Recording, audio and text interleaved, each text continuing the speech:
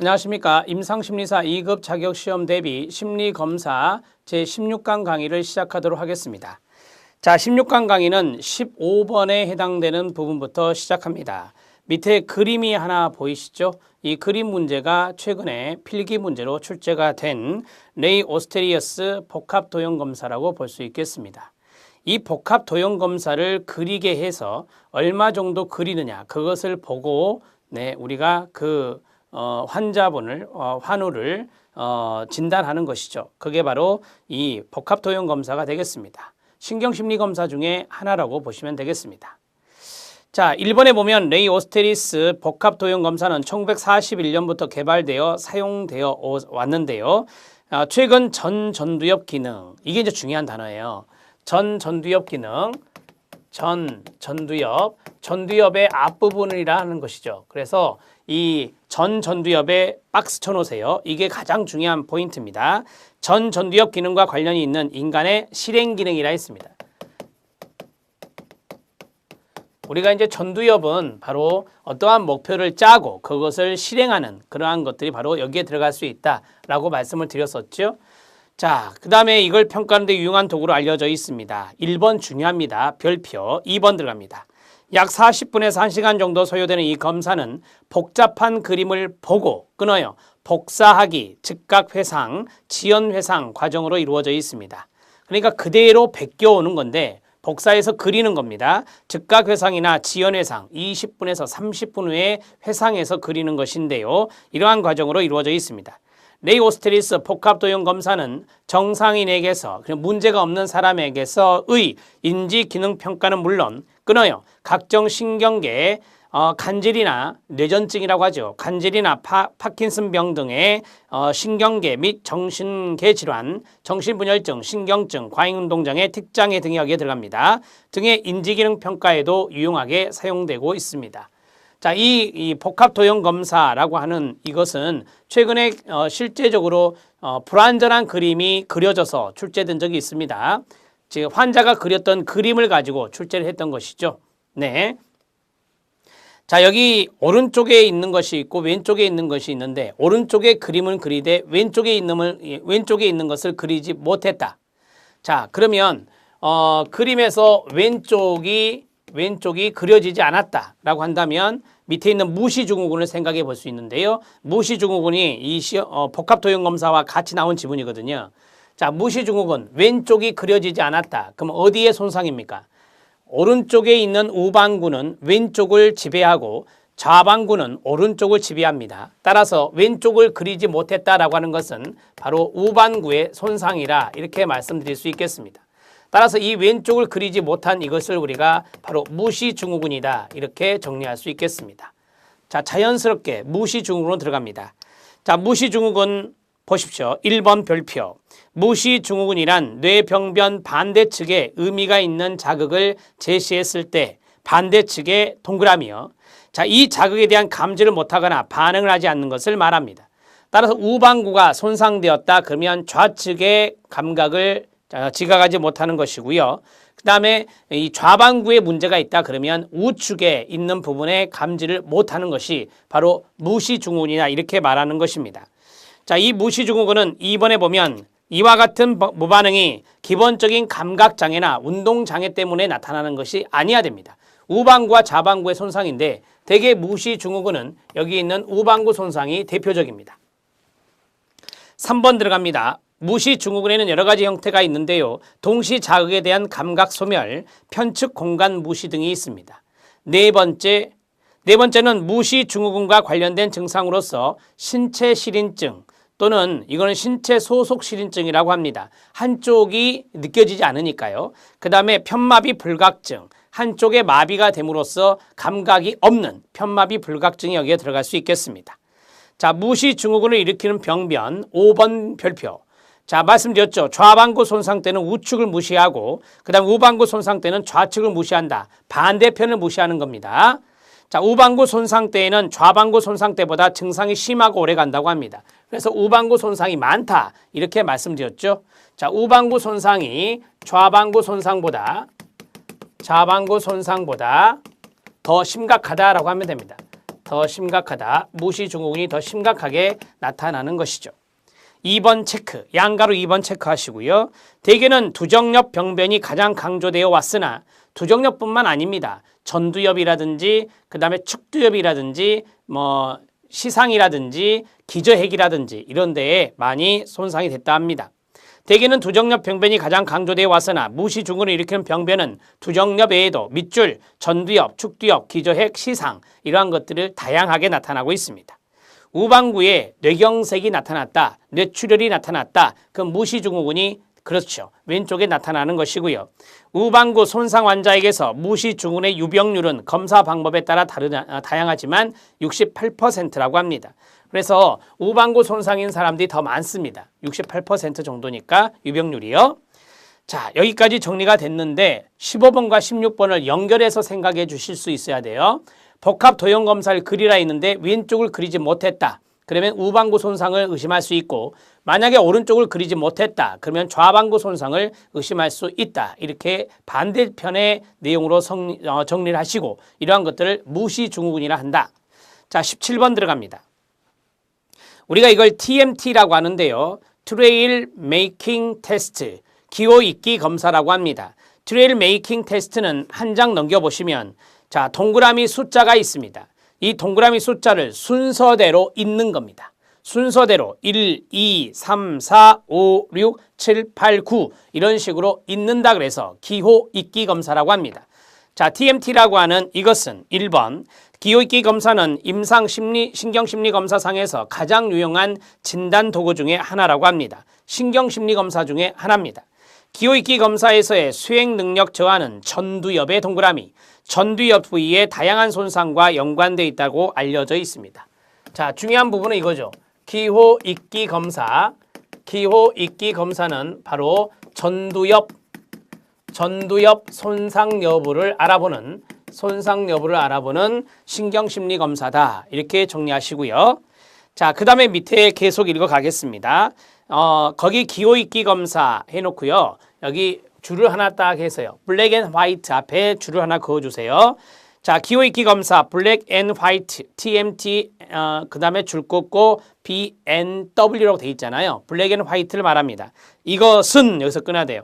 기호 읽기 검사와 다양한 유사점을 가지고 있으나 파트 B에서 알파벳 글자를 사용하는 대신 자, 블랙 앤 화이트니까 검정색과 흰색의 원을 이용합니다. 밑줄 검정색과 흰색의 원을 사용하여 구성되어 있고 알파벳을 알아보지 못하는 사람들도 있잖아요. 문맹자들. 자, 그러면 이러한 것들은 이러한 문화권이나 낮은 교육 수준의 환자에게 검사를 진행할 수 있는 게 바로 TMT 블랙 앤 화이트가 되겠습니다. 자, 이제 여러분들 거기 이제 금방 읽은 부분이 3번이고요. 지금 이제 읽을 부분이 4번입니다. ADHD 진단에 사용되는 신경심리검사의 같은 그림 찾기는 충동적인지 양식을 측정하고 그 다음 밑줄 쳐야 돼요. 집중력, 정신적 추적 능력을 알아보기 위해서 선입기 이거잖아요. 자, 두 번째 이 기호 읽기 검사 TMT라고 하는 기호 읽기 검사는 전두엽의 손상 여부를 알아보는 신경심리검사다. 자, 이렇게 하고 그 다음에 여기에서 기호 읽기 검사에서 측정할 수 있는 것은 무엇이라 했었죠? 네, 거기 두 가지 나왔잖아요. 집중력이라고 하는 거. 번호를 보고 그대로 따라가야 되기 때문에 집중력의 정도를 알 수 있습니다. 자, 또 하나는 뭐죠? 네, 정신적 추적 능력입니다. 정신적인 추적 능력을 측정하는 거죠. 이러한 것들을 측정하는 검사가 바로 TMT다. 이렇게 정리하시면 됩니다. 자, 기호 읽기 검사가 출제된 적이 있으니 잘 알아놓으십시오. 자, 계속 읽어드릴게요. 추상적 사고와 분류 기억, 그 다음에 작업 기억, 유연성 등의 실행 기능을 측정하는 위스콘신 카드 분류 검사. 이것도 시험에 잘 나온지 아시죠? 위스콘신 카드 분류 검사 등이 ADHD 평가에 도움을 줄 수 있다라고 했습니다. 추상적 사고나 분류가 중요한 단어 여기서는 분류, 작업기억, 유연성 등의 실행 기능을 측정하는 게 위스콘신 카드 분류 검사 WCST라고 하고요. ADHD 마지막 들어갑니다. ADHD 주의 집중력이니까 ADHD 평가에 유용하다 이렇게 정리하시면 됩니다. 자, 우리는 기호 읽기 검사에 신경을 썼습니다. 자, 기호익기 검사의 TMT는 전두엽의 손상 여부를 알 수 있는 신경심리검사다. 주의 집중력이라든지 정신력의 추적 능력을 측정하는 것이다. 고로 주의력 결핍 및 과잉행동장애인 ADHD 평가에 유용한 것이다. 이렇게 정리하시면 되겠습니다. 자, 17번의 내용까지 살펴드렸습니다. 이제 18번 들어가겠습니다. KBNT 보스턴 네이밍 테스트 한국판 보스턴 이름 대기 검사로서 자, 1번에 보니까 보스턴 이름 대기 검사는 15세 이상의 성인 남녀에게 적용되며 끊어요. 뇌졸중, 간질, 뇌외상, 뇌 손상이라고도 하고요. 퇴행성 뇌질환에 수반되어 나타나는 밑줄, 언어 영역의 손상 정도입니다. 언어 영역의 손상 정도를 측정하는 것이다. 이름을 대는 것이기 때문에 우리가 언어 영역의 손상 정도를 알아보는 것이 바로 BNT가 되겠습니다. 자, Korea Boston Naming Test. 자, 이거는 보스턴 이름 대기 검사입니다. 이것은 1번 언어 영역의 손상입니다. 언어 영역의 손상 여부를 알아보는 것이죠. 신경심리검사 중에 하나입니다. 신경심리검사 중에 하나. 자, 그 다음에 계속하죠. 종합적인 신경심리 및 신경언어학적 평가도구의 일부로서 중요한 역할을 하고 있습니다. 실어증은 물론 치매의 조기 발견, 치매의 정도를 판별하는 데 효과적이며 알츠하이머성 치매와 가성 치매 간의 감별 진단에도 적용될 수 있습니다. 언어장애 환자들 대상으로 한 임상활동에도 중요한 검사입니다. 여기 언어 영역의 손상이라 했으니 언어장애가 나올 수 있죠. 자, 여기에서 두 번째 실어증, 그 다음에 치매. 자, 실어증이나 치매 환자, 이 치매 환자의 치매 정도를 판별한다. 치매 환자의 치매 정도를 판별할 때 사용하는 것입니다.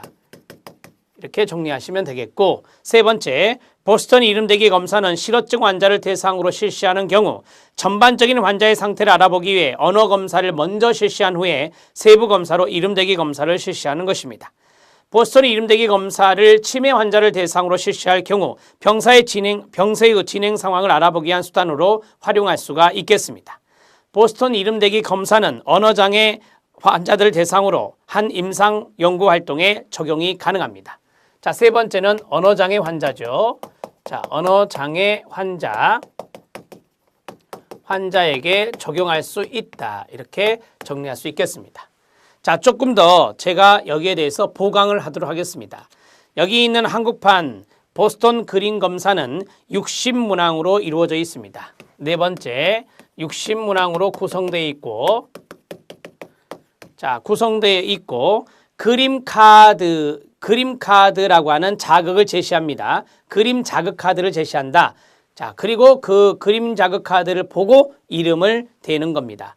그림 자극 카드를 제시하고 여기에 이름을 대는 겁니다. 그래서 우리가 이름 대기 검사 이렇게 이야기하는 것이고요. 자, 그러면 우리가 그림 자극 카드를 제시를 했다 그랬잖아요. 그러면 순서가 있습니다. 그 순서는 어떻게 되느냐? 첫 번째는 그림 자극을 인식합니다. 그림 자극을 인식하죠. 환자가 그림 자극을 인식하고, 두 번째는 의미 단계로 접근합니다. 의미 단계, 그림 자극을 보고 의미를 생각해냅니다. 의미 단계로 접근하고, 지금 이게 화살표로 가는 거예요. 자, 의미를 생각했으면 거기에 대해서 이야기를 해야 되잖아요. 이름 대기니까 이야기를 해야 되는데 음소어의로 접근합니다. 어의적인 측면, 음소어의로 접근하고, 자, 그 다음에 이제 이것에 대해서 이름 대기가 들어가고, 그 다음에 이제 표현입니다. 마지막의 바로 표현 과정이다. 이렇게 보시면 되겠습니다. 자, 여기까지 한국판 보스턴 그림 검사는 보스턴 이름 대기 검사는 이 정도만 정리하시면 될 것 같습니다. 자, 정리가 되셨죠? 넘어가겠습니다. 19번째, 기질적 뇌 손상입니다. 자, 기질적 뇌 손상은 토막 짜기, 바꿔쓰기, 차례 맞추기, 모양 맞추기 다 뭐죠? 동작성 검사입니다. 기질적 뇌 손상은 동작성 검사가 낫습니다. 그 다음에 숫자 외우기 소검사에서 바로 따라 외우기나 거꾸로 따라 외우기 이런 것들의 점수 차이가 크게 나타납니다. 그 다음에 공통성 문제가 낮고요. 문제 점수가 낮고 개념적 사고의 손상을 보이게 됩니다. 어휘나 상식, 이해 소검사의 점수는 유지되어 있습니다. 4번 별표. 어휘적인 측면, 기본 지식적인 측면, 이해적인 측면 이런 것들은 점수가 유지됩니다. 실수할 가능성이 높죠. 자, 이 기질적 뇌손상에 대해서 말씀드립니다. 자, 기질적 뇌손상. 이 기질적 뇌손상은 동작성 검사가 낮다. 1번. 동작성 소검사 점수가 낮습니다.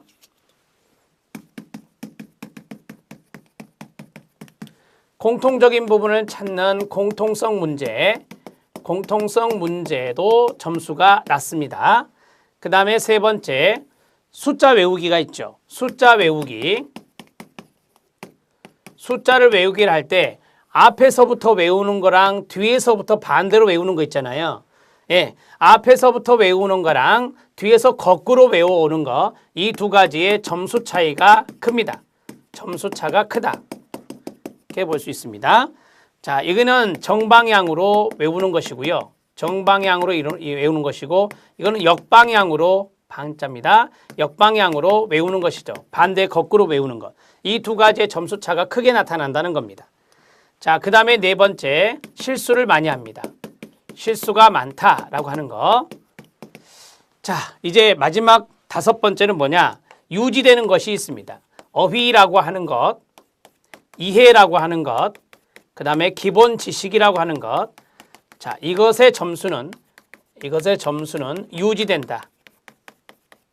자, 여기 있는 세 가지, 어휘, 이해, 기본 지식은 이해되고, 동작성 검사라든지 공통성 문제, 숫자 외우기 이런 것들은 좀 문제가 보일 수 있다라고 하는 것을 정리해 드렸습니다. 자, 19번 내용 정리해 드렸고 20번 내용 들어갑니다. 20번에 있는 내용이나 21번에 있는 내용은 실기 문제에서 많이 출제가 되고 있습니다. 일반적인 심리평가 보고서의 구성 형식과 보고서의 내용입니다. 심리학적 평가 보고서 보시기 바랍니다. 전통적으로 임상 장면에서 논의되는 심리학적 평가 보고서란 끊어요. 전문가가 평가 의뢰된 개인이나 그 개인의 주변 인물과의 면접, 그 개인에 대한 행동 관찰, 면접에 동그라미 치고 행동 관찰에 동그라미 치세요. 다양한 생활사적 정보 및 심리검사 결과, 다양한 생활사적 정보가 있죠. 이게 이제 쉽게 말하면 생활력이라고 할 수 있어요. 생활사니까 생활력, 생활사적 정보의 밑줄, 심리검사의 밑줄. 지금 네 가지 나왔죠. 면접, 그 다음에요. 행동관찰, 그 다음에요. 생활력, 그 다음에요. 네, 심리검사. 이런 것들을 종합합니다. 종합의 동그라미. 종합하여 의뢰된 목적 또는 문제에 대해 그 개인의 전체 기능 및 그 개인에 대한 조망이나 제안과 같은 실제적으로 도움이 될 주제를 중심으로 그 개인의 독특한 측면을 간편하면서도 분명하고 간결하게 기술한 평가의 최종 산물이 심리학적 평가 보고서라고 합니다. 자, 심리평가 보고서인데요. 구성 형식을 보겠습니다. 개인적인 정보 들어가죠. 의뢰된 사람의 이름, 성, 나이, 출생일, 결혼 상태, 교육 수준, 주호소 문제가 되겠죠. 그 다음에 평가 장소, 평가일, 평가자의 이름을 확인합니다. 2번 의뢰 이유와 원천입니다. 주호소 문제라고 볼 수 있는데요. 현 시점에서 도움을 받고자 하는 이유, 의뢰 이유가 되겠습니다. 끊어요. 동기, 문제에 대해 진술하고 언제부터 시작되었는지를 파악해야 될 겁니다. 가족 배경이나 개인의 발달사적 과거력입니다. 거기 보면 가족의 배경이라 했는데 가족력, 과거력이라고 생각하시면 됩니다. 행동 관찰입니다. 아까 행동 관찰이 있었죠. 일반적이나 특징적인 외양과 언어적이거나 비언어적 의사소통의 방식을 살피고 검사 시 태도가 얼마나 협조적이거나 저항적, 방어적이거나 복종적인지 전체적으로 행동을 관찰해야 될 겁니다. 평가 도구 및 절차입니다. 사용되는 평가의 목록, 평가의 절차, 실시된 검사명, 심리검사 어떤 거 했는지, 그 다음에 평가 결과에 대한 해석입니다. 해석의 동그라미요. 내담자의 인지적 기능이나 인지의 동그라미, 정서, 성격의 역동, 정서의 동그라미, 대인관계에 대한 평가, 대인관계의 동그라미 이런 것들에 대한 해석이 들어가야 됩니다. 검사 결과에 대한 종합적 해석입니다. 종합적 해석의 가로, 검사 시행 시 보였던 특정한 반응이나 행동, 임상심리사에 대한 태도나 방어성 평가, 기타 검사 수행 시 보였던 생활사적 정보들의 통합과 평가가 이루어져야 됩니다. 추론된 진단명, 진단명의 밑줄, 여러 가지의 것들을 종합해 본 결과 이 사람의 진단은 무엇이다. 진단명 내리는 거 2차 필답형에 많이 나오잖아요. 가설적인 진단과 평가, 치료 방향을 위한 재원도 할 수 있습니다. 결론입니다. 의뢰된 질문에 대한 대답, 진단적인 통합, 치료에 대한 제안, 사회적 회복을 위한 애후, 자원, 성격 변화에 대한 동기를 결론으로 쓸 수 있고 마지막은 요약입니다. 보고서의 핵심을 간략하게 기술하는 요약이 들어갈 수 있습니다. 모두 11가지가 들어있죠. 이게 바로 평가 보고서, 심리평가 보고서의 구성 형식이라고 정리하시면 되겠습니다. 여러 번 읽어주셔야 여러분들이 몇 가지를 쓸 수 있습니다. 심리평가 보고서의 내용 3번 별표. 심리평가 보고서의 내용, 그게 바로 아주 간략하게 위에 있는 내용들을 간략하게 소술해 놓은 것이다. 이렇게 보시면 되겠습니다. 자, 밑에 보면 심리평가 보고서의 내용이 있습니다.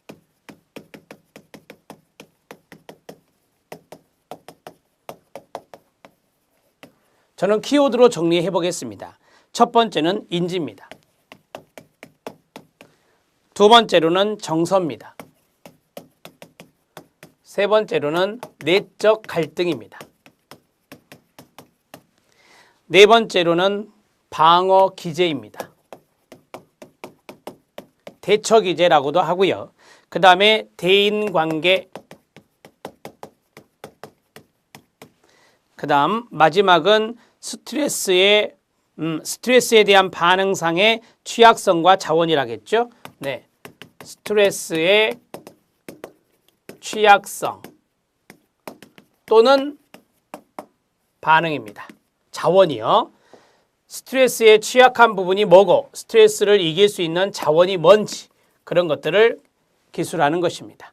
자, 여기까지 정리를 해줘. 심리평가 보고서의 내용에는 자, 그 환자의 인지적인 측면, 환자의 정서적인 측면, 환자의 내적 갈등의 측면, 환자가 자주 사용하는 대처 방법으로의 대처 방략으로의 방어 기제, 대인관계의 성향, 그 다음에 스트레스에 대해서 취약한 부분은 뭐고 자원은 어떤 것인지 이러한 것들을 심리평가 보고서의 주된 내용으로 서술한다는 겁니다.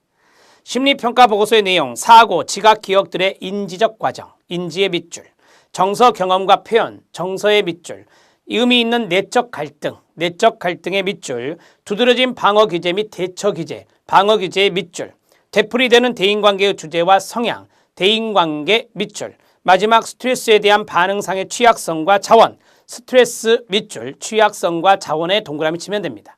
여기 있는 내용들이 바로 그 핵심이라고 볼 수 있겠습니다. 자, 21번 들어갑니다. 자, 21번까지 이번 시간의 내용인데요. 21번은 심리평가 보고서의 작성을 위한 지침입니다. 지침에만 동그라미 치면 됩니다. 1번부터 6번까지 작성을 해야 된다는 것이죠. 이러한 내용들은 필답형이나 필기시험에서 나올 수 있습니다. 1번 들어갑니다. 평가가 끝난 후에 끊어요. 피검자를 평가하기 전 보고서를 작성하는 것입니다. 자, 평가가 끝난 후에 평가하기 전, 피검자를 평가하기 전에 보고서를 작성한다. 자, 피검자 평가 전 보고서 작성입니다. 이렇게 정리하시고요. 자, 그 다음에 2번, 평가자 자신에게 가장 좋다고 생각되는 양식과 표현 방식을 개발하는 것이 좋습니다. 이 평가자가 누굽니까? 평가자는 바로 임상심리사를 말합니다. 임상심리사 자신에게 가장 좋다고 생각되는 양식, 그 다음에 표현 방식 이런 것들을 개발하는 게 좋다라고 하는 거예요. 남들이 하는 거 답습하지 말고 임상심리사 자신이 가장 좋다고 생각하는 양식이 있겠죠. 그걸로 써라 라고 하는 겁니다. 자, 그 다음에 3번, 보고서의 길이는 의뢰 목적이나 실시된 검사나 기법의 수, 얻어낸 자료 등의 여러 요인에 의해서 달라질 수도 있지만 권장하는 것은 가로, 간략하면서도 명확한 보고서 가로 닫고 간략하고 명확한 보고서가 작성되는 게 좋습니다. 보고서는 얻어진 결론이 명료하고 직접적으로 쓰여져야 됩니다. 직접적의 동그라미, 간접적이란 말이 들어가면 안 되겠죠. 보고서는 흥미가 있어야 됩니다. 흥미의 동그라미, 극적으로 써야 하는 것은 아니지만 실제 평가 과정에서 나왔던 단어나 문구들을 신중하게 선택해서 기술하는 것이 보고서를 예리하고 초점이 있는 것으로 만들어주기 때문에 이러한 것들의 문구나 단어를 썼을 때 훨씬 더 흥미거리가 된다라고 하는 겁니다. 여섯 번째, 보고서를 읽을 의뢰자가 어떤 유형의 사람인지 어떤 종류의 보고서를 원하는지 정확하게 파악해서 거기에 맞는 보고서를 작성해 줄 필요가 있습니다. 내가 보고서를 썼을 때 그것을 읽을 의뢰자가 있습니다. 그 의뢰자는 바로 전문가다. 그러면 전문적인 용어를 사용할 수 있겠죠. 그 의뢰자가 전문가가 아니야. 그러면 일반인이라면 전문 용어를 지향하는 게 좋습니다. 따라서 어떤 종류의 보고서를 원하는지 그리고 어떤 유형의 사람인지 그것을 정확하게 파악해서 거기에 맞게 맞춤형의 보고서를 작성하는 게 좋다라고 하는 것입니다. 자, 정리가 되셨습니까? 이렇게 쭉 외우려고 하지 마시고 이러한 부분들을 정리를 쭉 해 놓으시고요. 1번에 평가가 끝난 후에 피검자를 평가하기 전에 보고서를 작성한다라고 했는데 우리가 이제 심리평가 보고서라고 하잖아요. 그래서 어느 정도 여기에 종합적인 평가, 이러한 평가가 나왔다. 그러면 이러한 평가를 하기 전에 보고서를 쓰는 것은 보고서라고 하는 것은 중간중간에 수정이 될 수 있습니다. 예, 중간중간에 피드백을 받아서 수정될 수 있기 때문에 이 피검자를 평가하기 전에 보고서를 작성하는 것이 원칙이다. 이렇게 보시면 되겠네요. 우리가 피검자에 대해서 심리검사 하잖아요. 심리검사하고 여러 가지 것들을 종합적으로 이제 판단을 해요. 그래서 이러한 판단이 끝난 후에 앞에 있는 1번에 여러분들이 조금 궁금한 사항이 있을 것 같아서 자, 평가가 끝난 후라고 했잖아요. 여기는 피검자에 대한 판단입니다. 피검자에 대한 판단. 피검자에 대한 판단이 끝났다라고 하는 거죠. 판단 후 이렇게 정리하는 게 나아요. 그 평가의 개념은 피검자에 대한 판단입니다. 자, 판단이 됐다. 그러면 거기에 대해서 평가를 하기 전에 보고서를 작성해서 그 보고서는 계속해서 수정 보완될 수 있다라고 하는 것을 이야기하는 것입니다. 자, 됐습니다. 21번까지 정리가 됐고 그 다음에 22번부터 마지막 강의는 다음 시간에 진행을 해 나가도록 하겠습니다. 여러분들은 지금까지 필기시험이나 실기시험에 나왔던 내용들을 쭉 보고 있습니다. 이러한 내용들을 잘 살펴주셔야 또 다음에 나올 문제들에 대비를 할 수 있다는 것 잊지 않으셨으면 좋겠습니다. 열심히 공부하시기 바랍니다. 수고하셨습니다.